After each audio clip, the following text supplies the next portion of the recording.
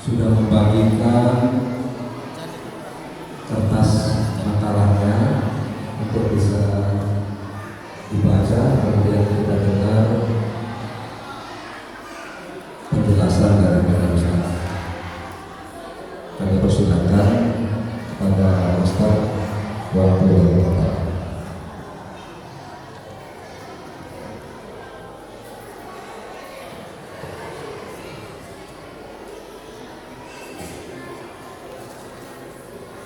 Bismillahirrahmanirrahim.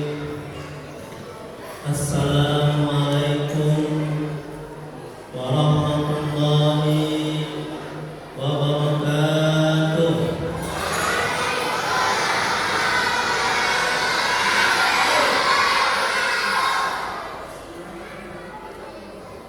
Alhamdulillahirabbil alamin wa bihi nasta'in ala umuri dunya waddin. Asyhadu an la ilaha illallah wahdahu la syarika lah wa asyhadu anna Muhammadan abduhu wa rasuluh. Allahumma shalli wa sallim wa barik ala sayyidina Muhammad abdika wa rasulika nabiyyil ummi wa ala alihi wa sahbihi ajma'in. Rabbi shrah li sadri wa yassir li amri wa'hlul min lisani yafqahu qawli. Rabbana zidna ilma warzuqna fahma waj'alna minas shalihin. Ya Allah, ya Allah, ampuni ya Allah dosa orang tua kami, ampuni ya Allah dosa kami ya Allah.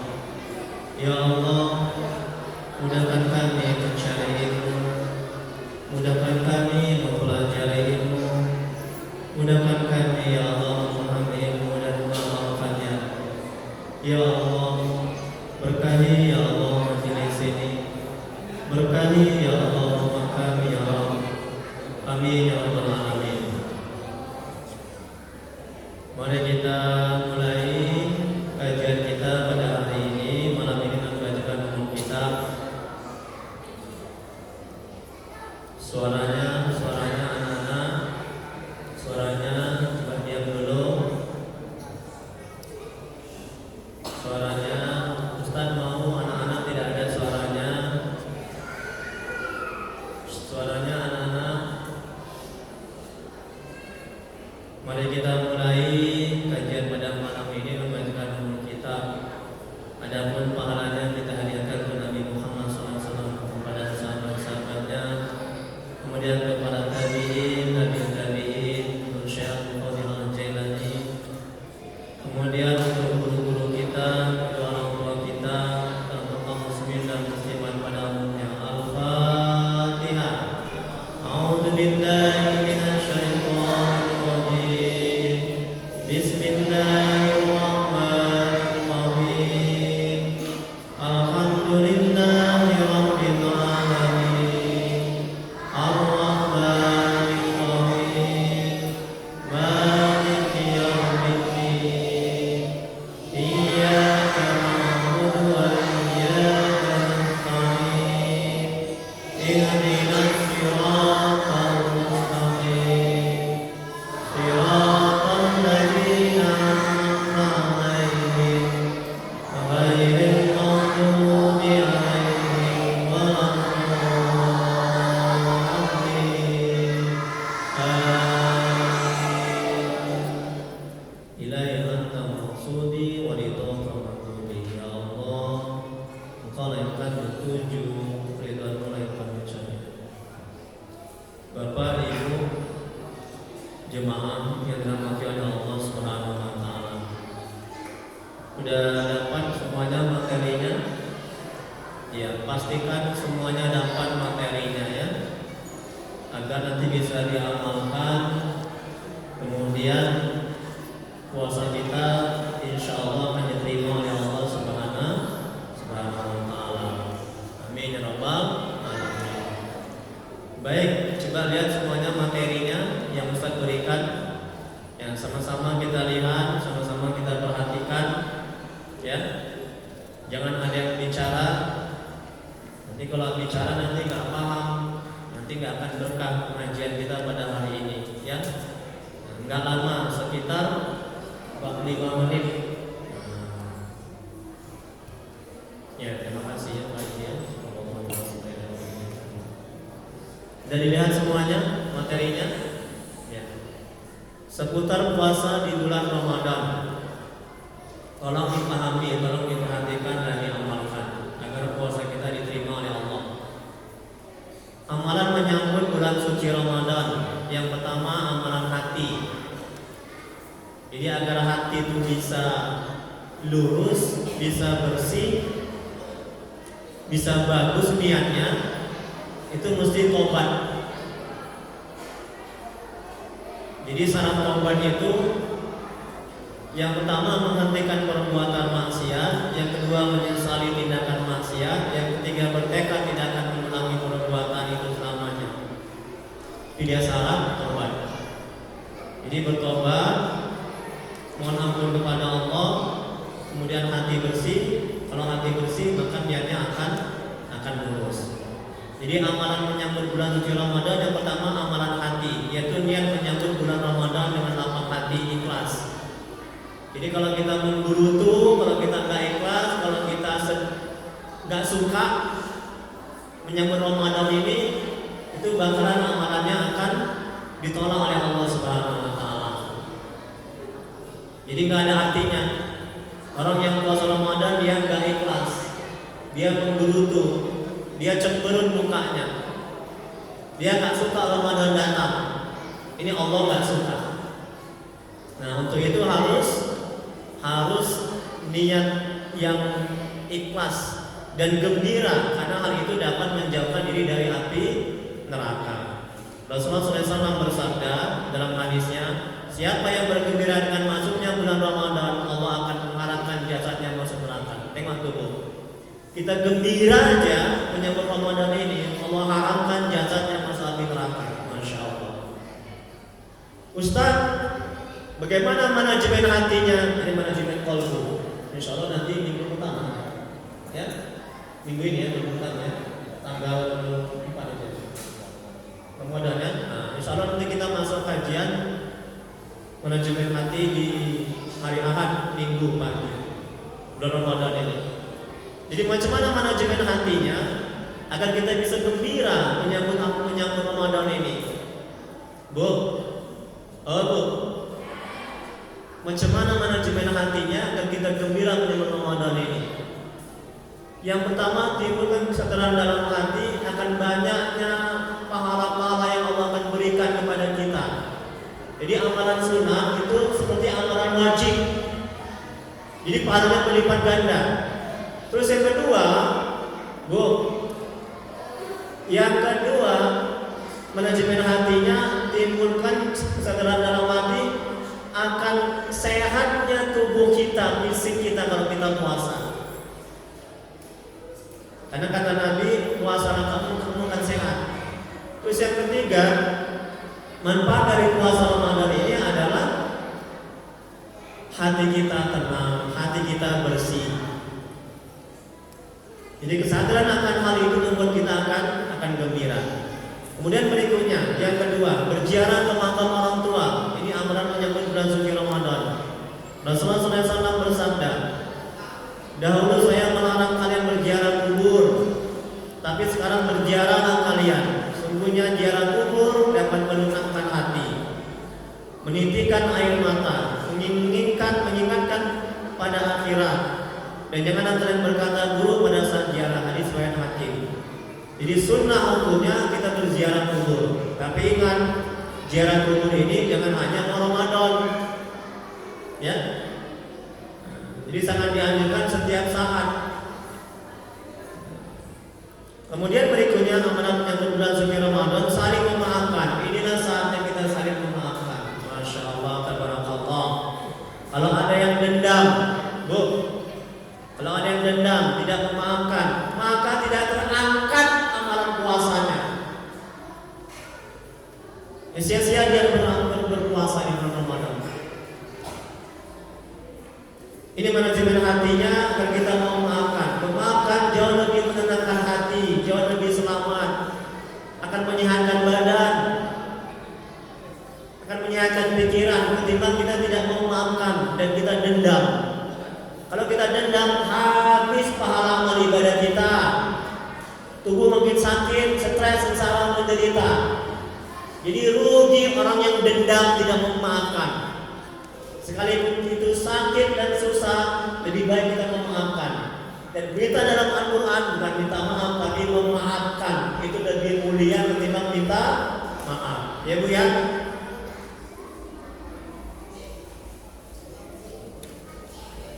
Firman Allah Quran Surah Asy-Syura ayat 40, barang siapa yang memaafkan dan mendamaikan, maka pahalanya dari Allah. Ini perintah Allah untuk memaafkan. Kemudian berikutnya Rasulullah SAW bersabda, tidaklah Allah menambahkan sesuatu kepada orang yang memaafkan kecuali kemuliaan. Semakin banyak kita memaafkan, semakin mulia kita, semakin terangkat derajat kita, semakin tenang hati kita, semakin dimudahkan oleh Allah Subhanahu wa taala dalam urusan kita. Makanya memaafkan, ya, saling memaafkan. Jangan ada dendam.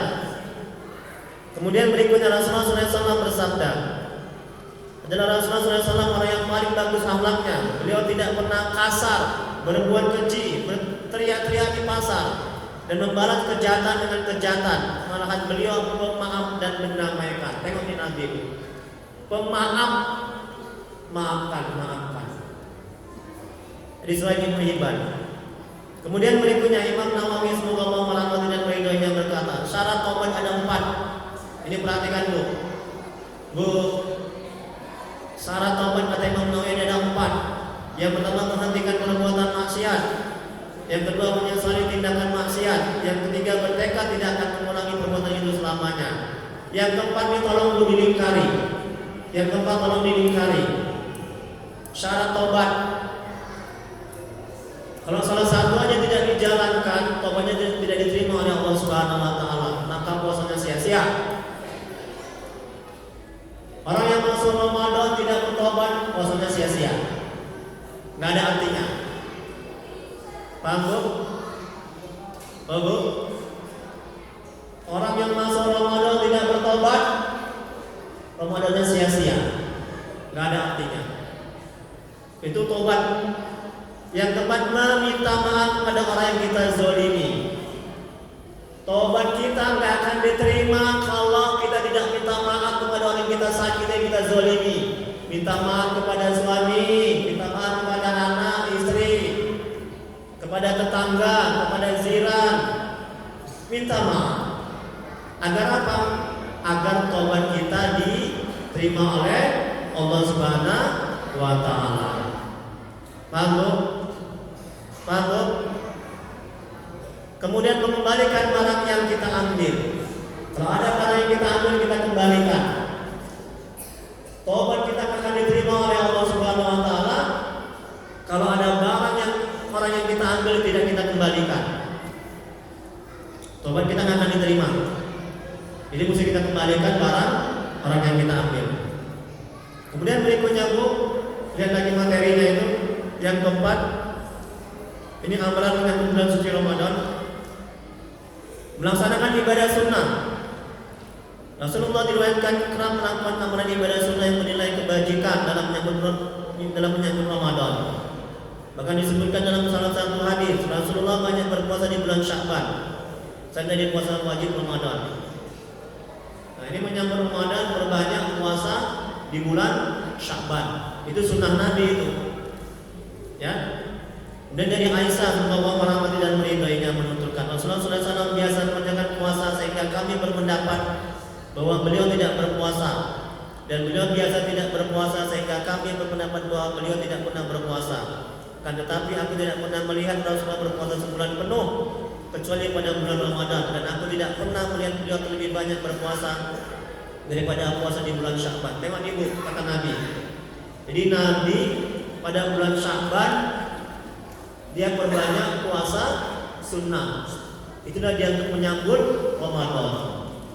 Jadi kalau kita terbiasa puasa sunnah di bulan Sya'ban, kita akan terbiasa nanti puasa di bulan Ramadan. Kemudian berikutnya Bu, halaman 2, coba lihat. Membayar hutang puasa. Ini bagi yang masih punya hutang. Ini mumpung ada berapa hari lagi nih Haji? 1, 2 hari lagi. 2 ke 3. Masih bisa nih. Mungkin yang punya hutang 1 atau 2 Ramadan yang lalu dia tidak puasa, itu dibayar. Jangan sampai tidak dibayar. Rasulullah SAW bersabda, siapa saja mengalami Ramadan lalu tidak berpuasa karena sakit, kemudian sehat kembali dan kemudian qadahnya mengganti hingga Ramadan selanjutnya tiba, maka ia harus menunaikan puasa Ramadan yang sedang dijalaninya. Setelah itu mengqadah utang puasanya dan memberikan makan kepada orang fakir miskin 1 hari yang ditinggalkan sebagai kafarah denda. Disebut Ad-Darqutni dan Al-Baihaqi. Ini perintah Nabi bagi yang kemarin ada punya utang puasa, itu dibayar. Itulah amalan untuk menyambut Ramadan. Kemudian berikutnya tips sukses ibadah di bulan suci Ramadan. Ini Bu, agar kita sukses di puasa di bulan Ramadan. Ini tipsnya. Tolong diamalkan, ya, dan diperhatikan. Yang pertama, makan sahur. Itu sunnah. Jangan nggak makan sahur, ya, karena ada keberkahan dimakan sahur. Rasulullah SAW bersabda, bersahurlah kalian, karena pada saat sahur itu ada keberkahan. Hadis riwayat Bukhari. Kemudian yang kedua, segera berbuka dan akhirkan makan sahur. Segera berbuka puasa dan akhirkan makan sahur. Itu sunnah. Rasulullah SAW bersabda, segerakanlah berbuka dan akhirkan makan sahur. Hadis riwayat Anas bin Malik. Yang ketiga, berbuka dengan kurma dan air putih. Itu sunnah. Nanti Bu, kalau buka puasa, kalau ada kurma, air putih dulu. Kalau ada air putih dan kurma, itu sunnah itu. Jadi niatkan menjalankan sunnah Nabi. Masya Allah, tabarakallah. Ya, Rasulullah SAW bersabda, apabila kamu ingin berbuka, berbukalah dengan kurma. Jika tidak ada, minumlah air putih karena ia suci. Jangan langsung teh manis, jangan langsung makan nasi. Ya, jadi minum air putih itu sunnah. Nah, tolong diamalkan agar puasa Ramadan kita bernilai tinggi. Ya. Kemudian berikutnya, nomor berapa sekarang Bu? Nomor 4.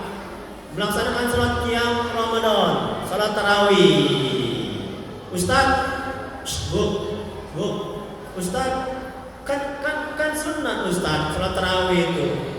Ngapain dikerjakan? Enggak wajib aja kok. Bu, kalau kita melihat sunnahnya, kita nggak akan mau mengerjakan.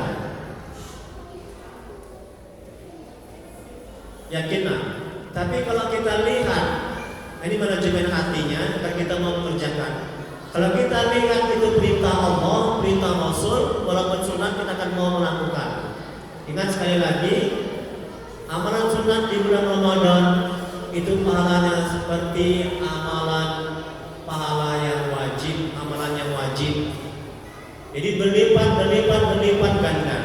Untuk itu jangan enggak sholat tarawih. Rasulullah SAW bersabda, barang siapa ibadah tarawih di bulan Ramadan seraya beriman dan ikhlas, maka diampuni baginya dosa yang telah lampau. Hadis riwayat Bukhari Muslim. Tema itu. Ya, kalau kita sholat tarawih itu kan diampuni dosa yang lampau. Dan Rasulullah SAW bersabda dari Abi Hurairah radhiyallahu anhu, Rasulullah gemar menghidupkan bulan Ramadan dengan anjuran yang tidak keras.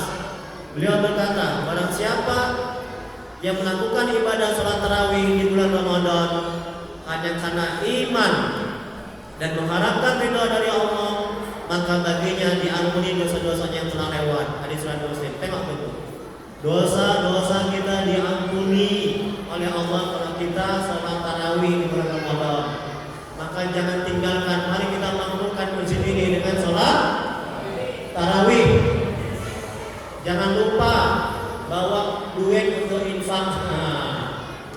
Karena besar kali pahalanya kita berinfak, kita sedekah di bulan Ramadan. Jangan sia-siakan Ramadan yang berlalu begitu aja. Karena Bu, karena nggak ada jaminan kita akan hidup lagi Ramadan yang akan datang. Betul? Betul Bu? Untuk itu manfaatkan kesempatan Ramadan ini sebaik-baiknya untuk cari pahala yang sebanyak-banyaknya. Untuk bukan kita nanti pulang ke akhirat. Kemudian berikutnya, nah sedikit lagi. Nomor berapa sekarang Bu? Nomor 5. Memperbanyak tadarus Al-Quran. Tengok ini Bu, ini perintah Nabi di bulan Ramadan. Perbanyak tadarus Al-Quran, perbanyak membaca Al-Quran. Dari Ibnu Abbas berkata Rasulullah SAW adalah manusia yang paling lembut, terutama pada bulan Ramadan, ketika malaikat Jibril menemuinya, dan adalah Jibril mendatanginya setiap malam di bulan Ramadan, di mana Jibril mengajarkannya Al-Quran. Sungguh Rasulullah SAW orang yang paling lembut daripada angin yang berhembus. Hadis riwayat Bukhari. Jadi Bu, amalan yang lebih utama di bulan Ramadan adalah banyak membaca Al-Quran. Yang kedua banyak bersedekah. Yang ketiga sholat sunat, terutama sholat tarawih.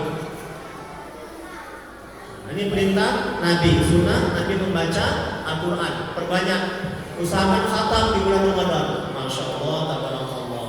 Ya Bu ya, Bu bisa kan Bu? Usahakan khatam di bulan Ramadan. Makanya buat tadarus. Ada kan gurunya satu orang. Kemudian berikutnya yang keenam, memperbanyak sedekah. Tengok nih kata Nabi di bulan Ramadan, perbanyak sedekah. Rasulullah SAW bersabda, barang siapa yang memberi buka puasa kepada orang yang berpuasa di bulan Ramadan, maka hal itu menjadi ampunan bagi dosa-dosanya dan pembebasan dirinya dari api neraka. Baginya pahala seperti pahalanya orang yang berpuasa itu, tanpa mengurangi sedikitpun pahala puasa orang yang diberi buka puasa tersebut. Tengok itu masalah tabarakallah. Kalau kita memberi makan orang yang berpuasa, itu pahalanya sama seperti orang yang berpuasa. Kita dapat pahala juga. Bayangkan dulu. Tapi jangan gara-gara kita nggak puasa, ngapain aku puasa? Aku kasih sedekah aja. Kan pahalanya juga sama. Nah, itu curang itu curang gitu ya. Nah, jadi perbanyak sedekah, perbanyak infak. Nanti banyak sedekah, banyak berinfak. Kemudian berikutnya yang ketujuh, upayakan kita memperoleh keutamaan Lailatul Qadar. Firman Allah dalam Al-Quran surah Al-Qadar ayat 1-5. Sesungguhnya kami telah menurunkan Al-Quran pada malam kemuliaan. Dan tahukah kamu apakah malam kemuliaan itu? Malam kemuliaan itu lebih baik dari 1000 bulan. Pada malam itu turun malaikat-malaikat dan malaikat Jibril dengan izin Tuhannya untuk mengatur segala urusan. Malam itu penuh kesejahteraan sampai terbit fajar. Yang terakhir, nanti selebihnya bisa dibaca sendiri. Kalau Anda nggak paham, nanti ditanya melalui WA grup WA saya WhatsApp. Kita bisa ditelepon. Ustaz, tadi ini nggak paham Ustaz materi Ustaz. Nah, bisa boleh. Jadi karena waktunya singkat, ya. Jadi kita juga ada nanti acara berikutnya, ya. Kemudian berikutnya Bu yang halaman 3, coba lihat semua Bu, nomor 8. Ya, tips sukses ibadah di bulan suci Ramadan.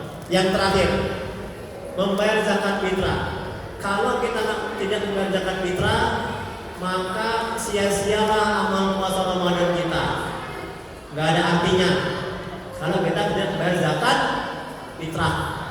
Ya Bu ya, jangan tidak bayar. Rasulullah SAW bersabda, puasa pada bulan Ramadan digantungkan, tengok itu Bu kata Nabi. Puasa pada bulan Ramadan digantungkan antara langit dan bumi, tidak diangkat pada Allah kecuali dengan zakat fitrah. Jadi amal ibadah puasa kita tidak terangkat kalau kita tidak bayar zakat fitrah. Bayar ke masjid, di sini ada ambil zakat, ya Pak Haji ya.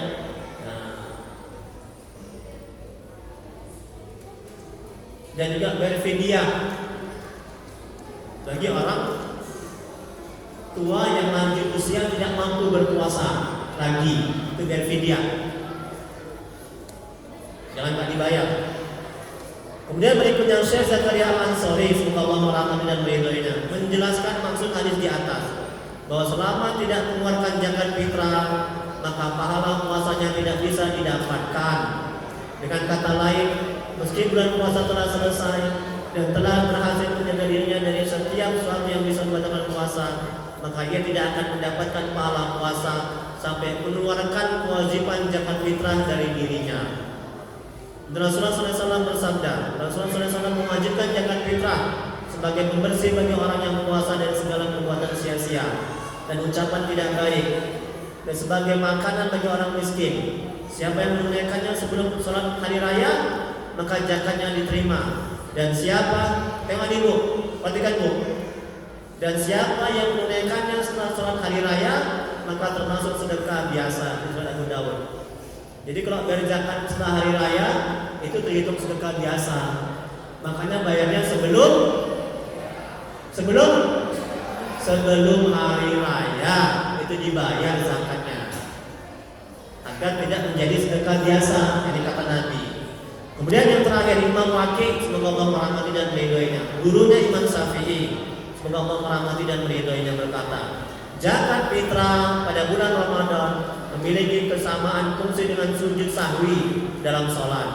Zakat fitrah menutup kekurangan puasa, sebagaimana sujud sahwi menutup kekurangan sholat. Wallahu a'lam. Hanya Allah yang maha mengetahui. Untuk mengambil berkah, kita doa dulu, ya bu ya. Anak-anak jangan bingung, agar doa kita diijabah oleh Allah Subhanahu wa taala.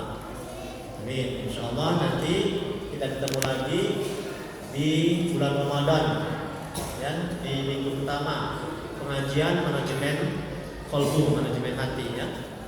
Astagfirullahaladzim, astagfirullahaladzim, astagfirullahaladzim.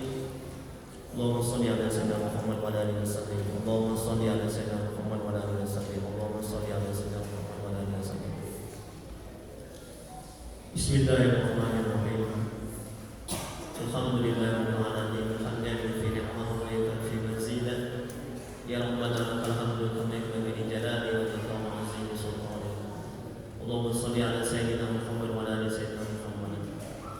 Ya Allah, ya Rahman, ya Rahim, dengan keberkahan dan kemuliaan Nabi Muhammad SAW dan sahabat-sahabat, dengan keberkahan kemuliaan Syekh Muhammad Zain, ampuni ya Allah dosa kedua orang tua kami, ampuni sebesar apapun masa lalu mereka, terima amal ibadah mereka, terima tobat mereka, kasihanilah mereka ya Allah.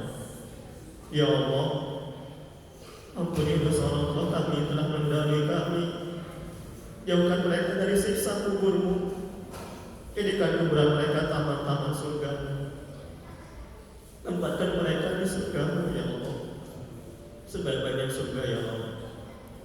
Ya Allah, tolong ya Allah, ampuni dosa dan maksiat kami ya Allah, ampuni sebesar apapun masa lalu kami, terima amal ibadah kami, terima tobat kami ya Allah, terima puasa Ramadan kami kelak ya Rabb. Ya Allah yang maha menatap, jadikan keluarga kami keluarga yang sakinah mawaddah warahmah, jadikan anak-anak kami anak yang soleh dan solehah, jauhkan kami dari musibah dan bala bencana, jauhkan kami dari perbuatan syaitan, jin dan orang-orang yang berikhtiar kepada kami ya Rabb. Ya Allah, mohon ya Allah, tuntun hati kami agar bisa istiqomah di jalan-Mu ya Rabb. Tuntun hati kami agar bisa selalu mengingat-Mu ya Rabb.